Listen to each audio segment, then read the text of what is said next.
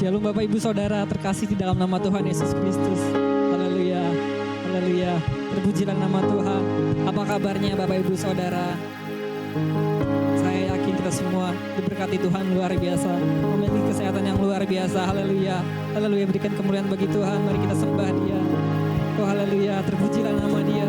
Terpujilah. Karena Dia memberikan segala sesuatu yang baik untuk kita, untuk sekolah anak-anak kita, untuk pekerjaan kita, untuk rumah tangga kita, untuk kehidupan kita. Dia campur tangan penuh seutuhnya. Mari kita serahkan hidup kita kepadanya. Mari kita bawa hidup kita kepadanya. Haleluya. Bapa di surga yang kami sembah di dalam nama Tuhan Yesus Kristus, kami mengucap syukur untuk hari ini. Kami memasuki awal bulan yang baru, bulan Juni Tuhan.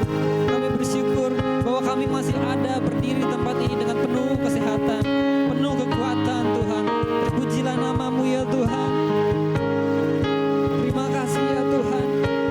Kami bersyukur. Haleluya, haleluya. Ampuni kami akan segala dosa dan pelanggaran kami Tuhan.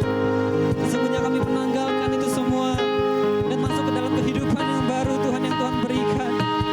Terima kasih semua karena-Mu, semua karena pengorbanan-Mu ya Tuhan. Haleluya, haleluya Tuhan. Oh kami memuji-Mu, kami menyembah-Mu Tuhan. Terima kasih Tuhan, terima kasih Tuhan. Mari Bapak Ibu Saudara, kita mau angkat satu pujian segenap hati kita.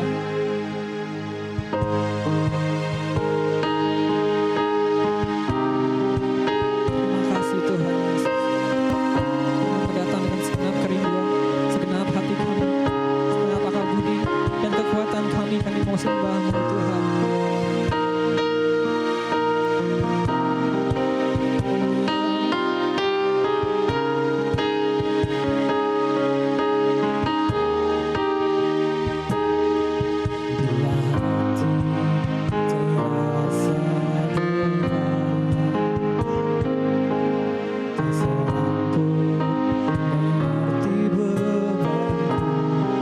Ku tanya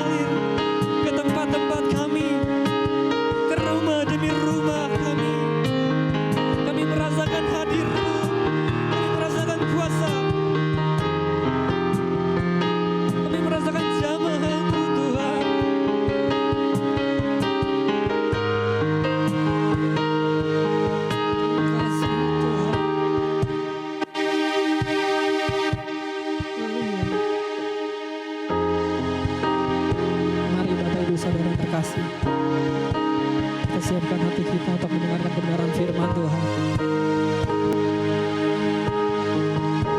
Mari kita beri hati kita untuk diubahkan, untuk Tuhan mengubahkan setiap hati kita. Biarkan Tuhan menegur setiap kita lewat firman-Nya, agar kita terus semakin baik di hadapannya dan berkenan di hadapannya. Mari relakan hatimu untuk diubahkan oleh firman-Nya yang berkuasa, oleh Dia sendiri yang menjamah setiap kita dimanapun kita berada. Mari kita beriman kepada Tuhan. Iman kita percaya bukan karena melihat. Kita percaya bahwa Tuhan menjamah kita, mengubahkan kita, dan memberkati kita. Dan terjadilah pada kita apa yang kita imani. Demikian firman Tuhan. Mari sama-sama kita siapkan hati kita untuk mendengarkan kebenaran firman Tuhan. Firman yang mengubahkan, menguatkan. Haleluya. Terima kasih Tuhan.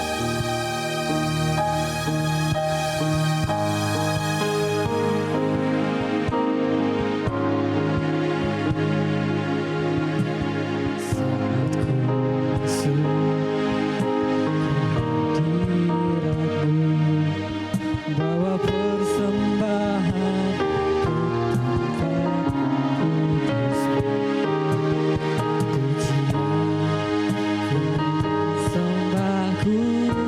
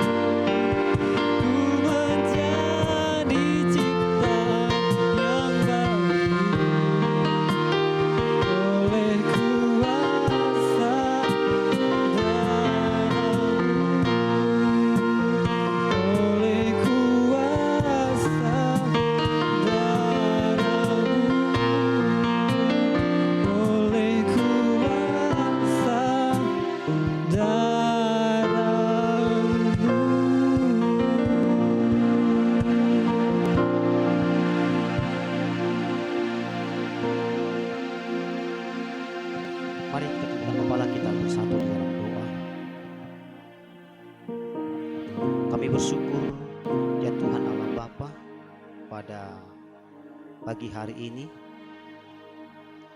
di minggu pertama di bulan Juni, kami ingin mendengarkan kebenaran firman-Mu. Singkapkanlah kebenaran firman-Mu bagi kami, beri kami pengertian, urapi hamba-Mu, dan berilah telinga-telinga yang rindu dan haus mendengarkan kebenaran firman-Mu. Berbicaralah ya Tuhan, kami rindu dan haus mendengarkan suara-Mu. Dalam nama Yesus kami berdoa dan mengucap syukur. Amin.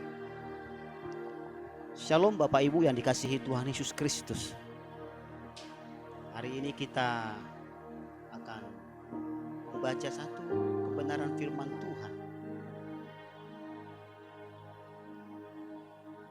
Lukas 16 ayat 19 dan seterusnya.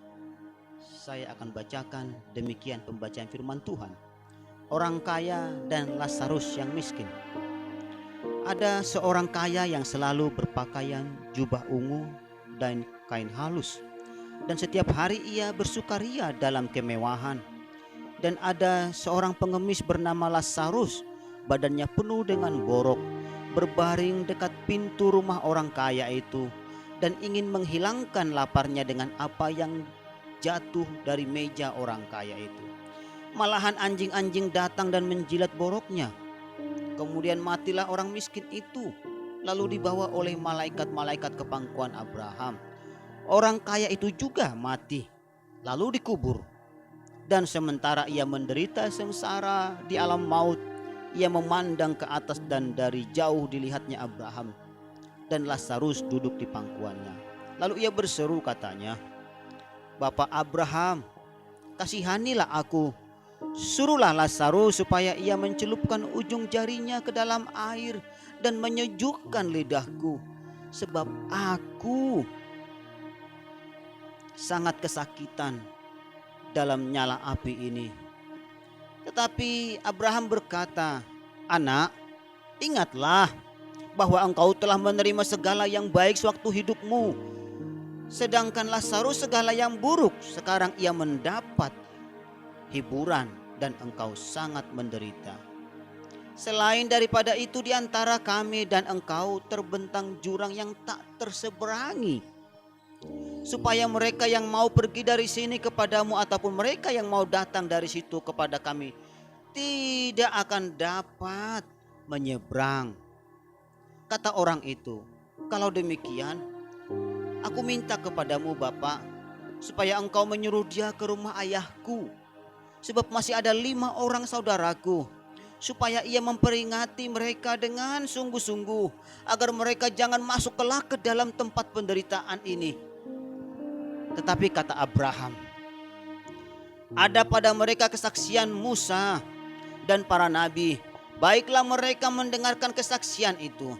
Jawab orang itu, tidak Bapak Abraham, tapi jika ada seorang yang datang dari antara orang mati kepada mereka, mereka akan bertobat. Kata Abraham kepadanya, jika mereka tidak mendengarkan kesaksian Musa dan para nabi, mereka tidak juga akan mau diyakinkan, sekalipun oleh seorang yang bangkit dari antara orang mati.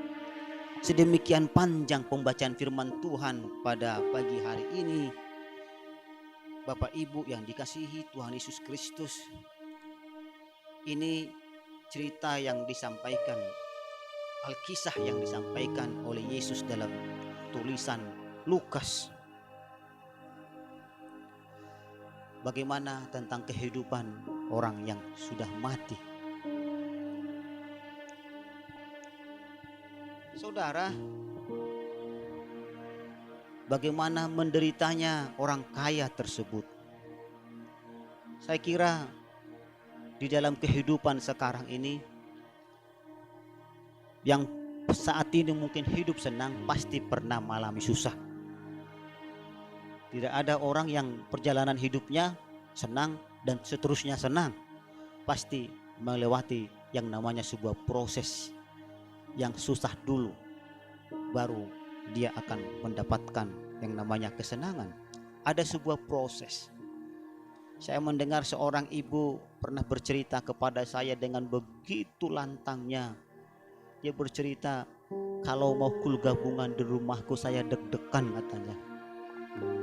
Karena saya tidak tahu apa yang mau saya lakukan, saya berikan ketika jemaat datang kul gabungan di rumah. Karena pada waktu itu penghasilan kami dapat hari ini untuk makan hari ini, dicari hari ini untuk makan hari ini. Jadi ketika dikatakan tiba waktunya mau kul, saya paling takut. Dia katakan begitu, jangan sampai rumah saya ketepatan untuk kul. Tetapi dia bilang bahwa saya mensyukuri hidup ini, karena lewat perjalanan hidup itulah saya menyadari bahwa hidup itu susah dan harus dijalani, dan harus tetap fight dan tetap berpengharapan kepada Tuhan. Sehingga saudara, dia berkata, kalau saya sekarang ini diberkati Tuhan, ya mungkin tidak sama dengan yang lain, dengan apa yang dimilikinya, tapi saya mendapatkan itu karena Tuhan izinkan saya melewati sebuah proses. Dikatakan demikian. Saudara, tema kita hari ini adalah kupikirkan keselamatanmu dari balik deritaku. Banyak orang menderita, berada dalam kesulitan, dan selalu fokus pada penderitaannya. Banyak orang mengalami kesusahan, khawatir dan gelisah, dan dia fokus pada kegelisahan dan kekhawatirannya. Padahal ketika dia fokus, dia hanya berpikir dan merenung. Kalau orang Batak bilang katanya bertukor holy, apa yang dibilang itu, ya apa namanya nih, ya mertukul lisang. Nah, orang Batak bilang mertukul lisang, itu biasanya cirinya orang yang hanya merenung, berpikir, tapi tidak berbuat apa-apa. Dia kira dengan hanya dia merenung setiap waktu itu bisa menyelesaikan masalahnya. Dan kadangkala bahkan Tuhan pun disalahkan karena kesusahannya, karena deritanya. Firman Tuhan yang sudah kita baca pada hari ini berbicara tentang orang kaya dan Lazarus. Banyak tema yang bisa kita berikan tentang ayat ini sebenarnya. Memang tema ini tidak lazim Bapak Ibu, saudaraku jemaat yang dikasihi Tuhan. Karena banyak orang berbicara tentang orang Lazarus yang menderita dan mendapatkan kebahagiaan dengan tema-tema yang sangat luar biasa. Tapi saya ingin mengangkat sedikit tentang kisah orang kaya ini. Yang walaupun sebenarnya tidak ada sesuatu yang bisa saya ambil yang kita lihat dalam kehidupannya begitu dulu ketika dia kaya. Tapi saya ingin melihat ketika setelah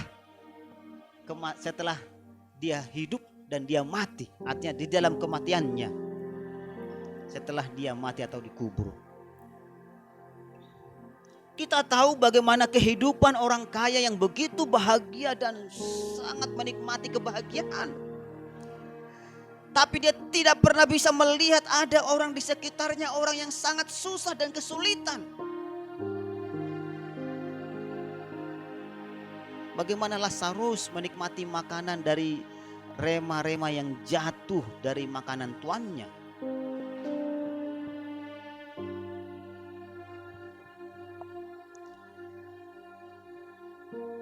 Dan orang kaya sama sekali tidak memikirkan itu.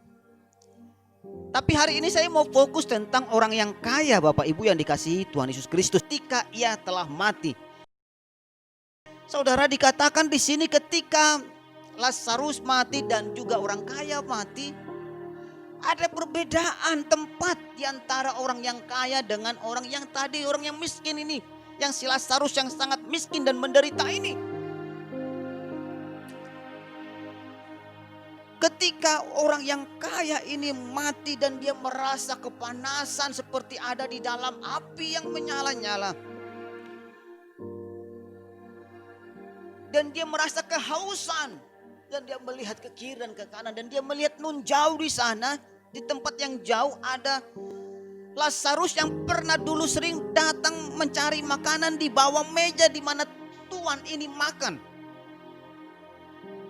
Lalu dia berkata, Tuhan, Bapak Abraham,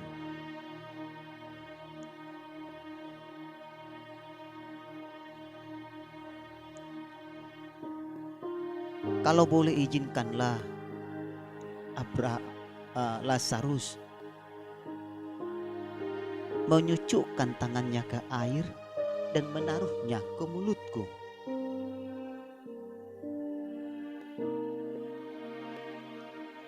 Tetapi apa kata Abraham, saudara yang dikasihi Tuhan Yesus Kristus?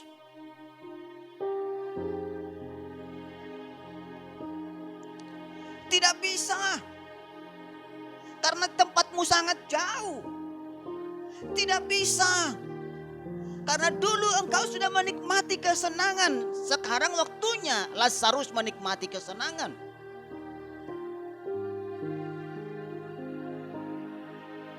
Dulu engkau menikmati segala apa yang kau miliki. Dan Lazarus juga menikmati kesusahannya. Saudaraku yang dikasihi Tuhan Yesus Kristus. Ada jurang pemisah yang sangat jauh. Jikalaupun aku suruh dia, ada jurang pemisah yang sangat jauh antara kamu dengan dia.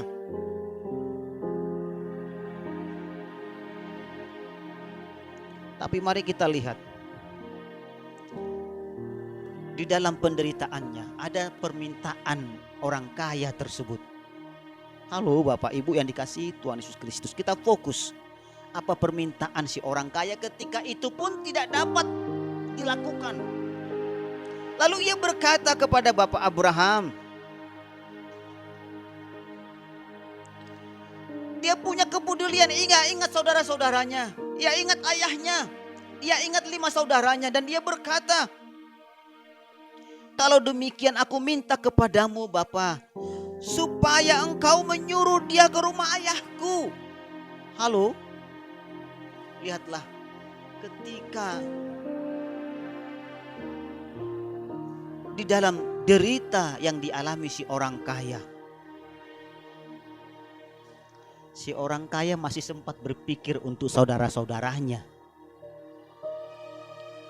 Di dalam kesusahannya loh, di dalam penderitaannya, dia masih memikirkan saudaranya.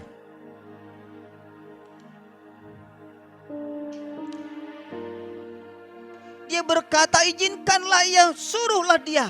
Maksudnya Lazarus, suruhlah Lazarus datang ke rumah ayahku. Maksudnya apa saudara? Karena dia sadar betul betapa menderitanya dia. Dan dia ingin kalau saudara-saudaranya jangan mengalami hal yang sama seperti apa yang dialami seorang kaya tersebut. Menderita di dalam kepanasan. Menderita dalam kesesakan. Menderita dalam kehausan. Dia tidak ingin itu dialami oleh saudara-saudaranya. Dan dia meminta tolong suruh dia ke sana. Ingatkan mereka. Tapi apa kata Abraham? Ada tertulis dalam kitab Musa. Dikatakan demikian. Bukankah kitab Musa mengajarkan bagaimana tentang perbuatan baik, tentang bagaimana datang kepada Tuhan, beribadah kepada Tuhan? Lalu kata orang kaya itu, oh mereka tidak pernah baca itu, mereka tidak pernah lihat itu. Suruhlah dia datang, kalaupun dia katakan lagi, bayangkan dia bilang lagi, kalaupun, karena dia tidak pernah membaca dan tidak pernah mendengar itu. Kalau si Lazarus yang datang karena dia bangkit, pasti mereka bertobat. Saudaraku yang dikasihi Tuhan Yesus Kristus. Ini harapan dia supaya kelak jangan mereka masuk ke dalam tempat penderitaan ini. Yang diinginkan oleh orang kaya adalah saudara-saudaranya, keluarganya kelak kalau mati jangan masuk sama seperti apa yang dialaminya. Halo Bapak Ibu saudara-saudaraku yang kekasih di dalam Yesus Kristus. Keprihatinan si kaya terhadap saudara-saudaranya ini membuat kita bertanya-tanya. Bertanya pada diri sendiri. Berapa kalikah aku menolong mereka yang lebih susah ketika aku sendiri berada dalam kesusahan? Berapa kalikah engkau empati kepada orang lain ketika engkau pun sebenarnya perlu diperhatikan oleh orang lain?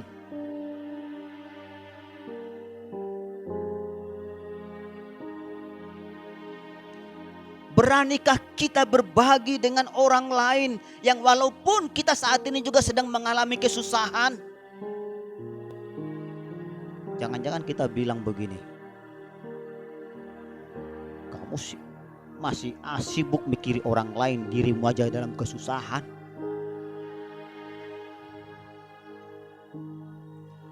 Atau masih mampukah aku bersyukur dan berterima kasih kepada Tuhan di saat aku mengalami derita dan kesulitan?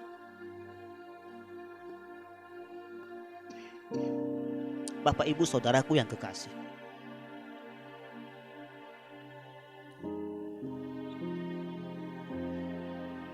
bagaimana keprihatinanmu?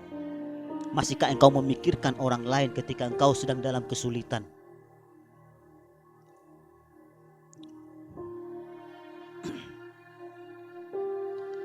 Pedulikah engkau kepada orang lain dari balik deritamu, kesusahanmu? Seperti orang kaya tadi. Saya katakan tadi tidak ada sesuatu yang dapat saya tiru dari kehidupan orang kaya. Tapi di dalam kematiannya dia baru sadar. Yang mau saya katakan, jangan nunggu mati dulu baru engkau sadar.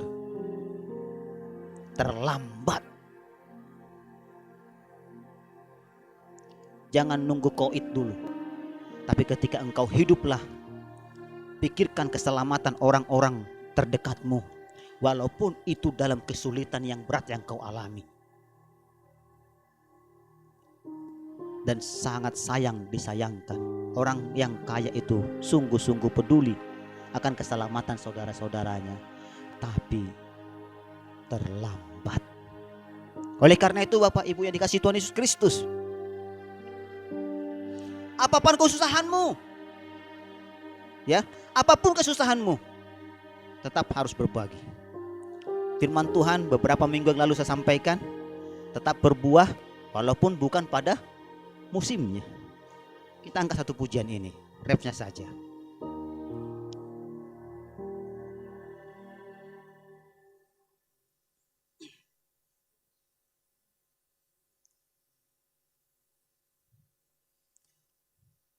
Wow.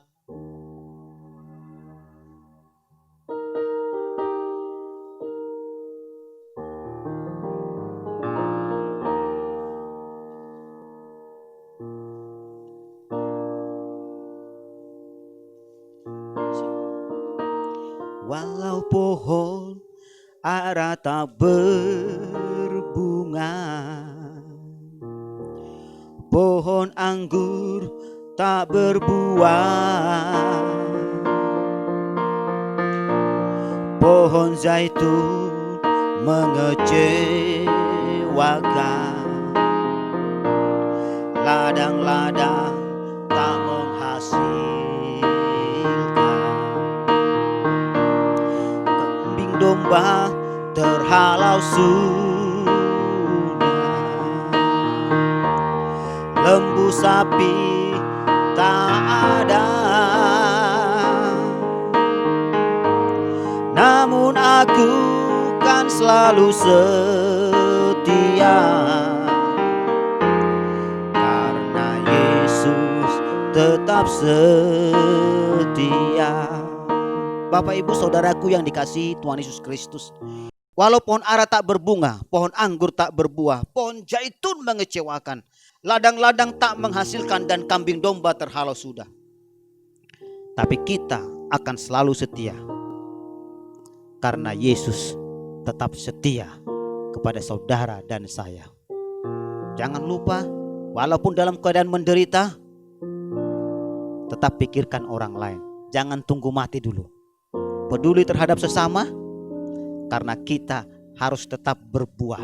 Kita harus tetap berbunga walaupun bukan pada musimnya.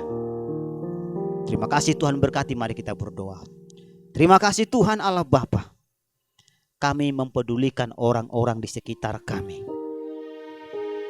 Walaupun di dalam keadaan derita kami, walaupun di dalam kesusahan kami, karena kami percaya walau keadaan sesulit apapun, kami percaya kami tetap berbunga, kami tetap berbuah, menjadi berkat bagi orang-orang di sekitar kami. Kami percaya hal itu ya Tuhan.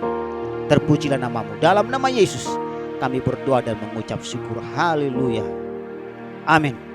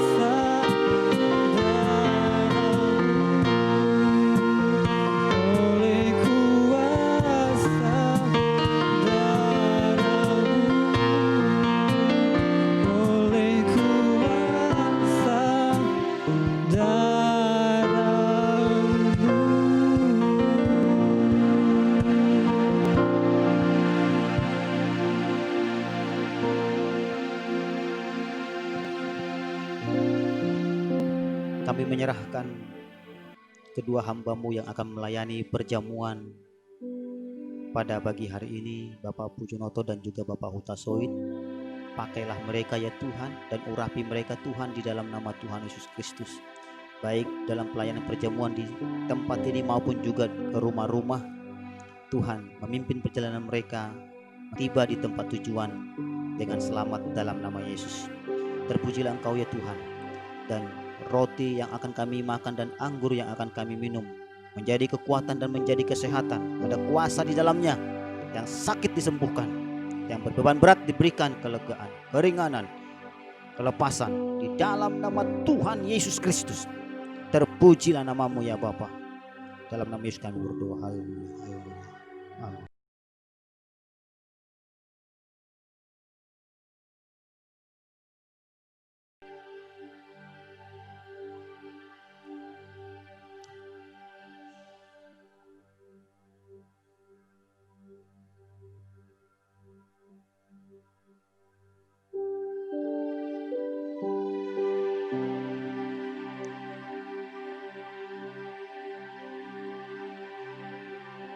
Sebab apa yang telah kuteruskan kepadamu telah aku terima dari Tuhan, yaitu bahwa Tuhan Yesus pada malam waktu ia diserahkan mengambil roti.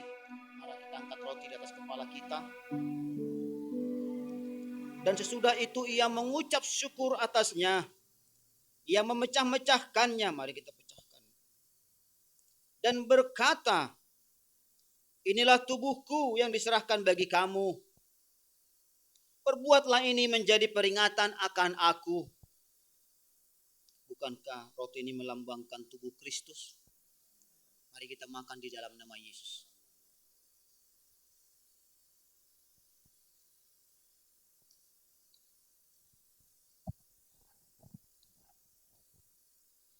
Oh, haleluya Tuhan. Haleluya.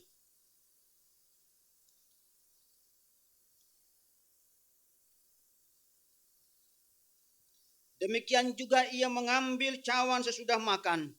Mari kita angkat cawan di atas kepala kita. Lalu berkata, cawan ini adalah perjanjian baru yang dimeteraikan oleh darahku. Perbuatlah ini setiap kali kamu meminumnya menjadi peringatan akan aku. Bukankah anggur dalam cawan ini melambangkan darah Kristus? Mari kita minum di dalam nama Yesus.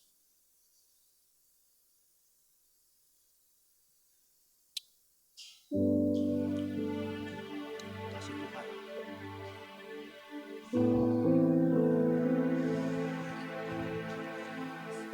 Terima kasih Tuhan. Haleluya. Haleluya. Oh. Haleluya.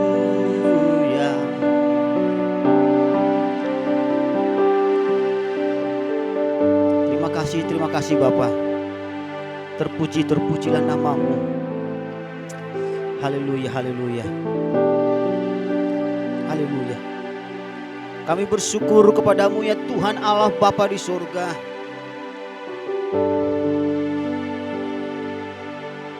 Engkau telah memimpin ibadah kami.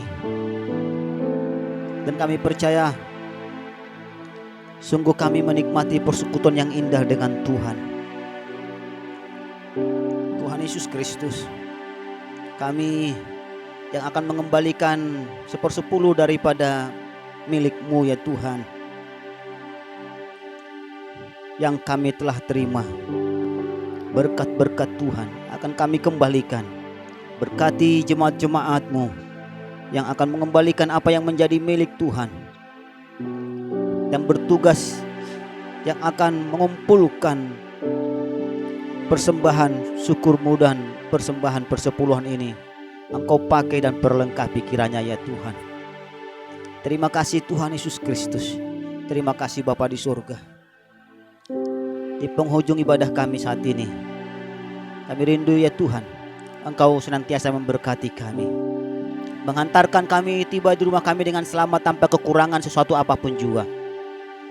Terpujilah Engkau ya Allah Bapa kekal selama-lamanya, yang telah mengajar kami berdoa. Mari kita berdoa. Bapa kami, Bapa kami yang di surga, dikuduskanlah namamu, datanglah kerajaan-Mu, jadilah kehendak-Mu di bumi seperti di surga. Berilah kami pada hari ini makanan kami yang secukupnya, dan ampunilah kami akan kesalahan kami, seperti kami juga mengampuni orang yang bersalah kepada kami. Dan janganlah membawa kami ke dalam pencobaan, tetapi lepaskanlah kami daripada yang jahat. Karena Engkau yang punya kerajaan dan kuasa dan kemuliaan sampai selama-lamanya. Bapak, Ibu, Saudaraku, angkatlah tanganmu dan terimalah berkat daripada Tuhan Allah Bapa kita di surga. Kiranya berkat kasih karunia dari Allah Bapa di surga turun atasmu melalui anaknya yang tunggal Tuhan kita Yesus Kristus, serta persekutuan yang manis di dalam Roh Kudus yang menyertai dan memimpin setiap langkah hidupmu dimanapun engkau berada. Ingatlah, tetaplah libatkan Tuhan dalam segala rencanamu, dan percayalah Tuhan turut bekerja mendatangkan kebaikan di dalam hidupmu hari ini, esok, sampai selama-lamanya. Yang percaya diberkati sama-sama katakan amin.